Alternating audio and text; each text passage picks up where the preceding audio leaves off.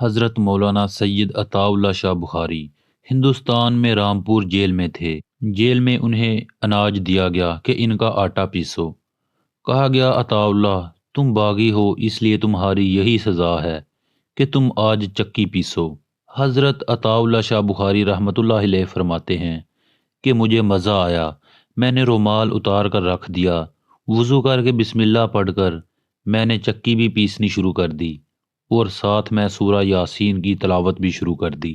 عطا اللہ شاہ بخاری رحمۃ اللہ علیہ فرماتے ہیں کہ جب میں نے قرآن کو آواز کے ساتھ پڑھنا شروع کیا تو اس وقت جیل کا سپرنٹینڈنٹ قریب تھا۔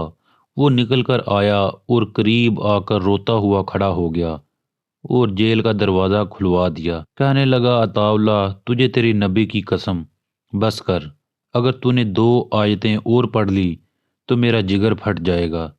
یہ تھا انگریز پر قرآن سننے کا اثر۔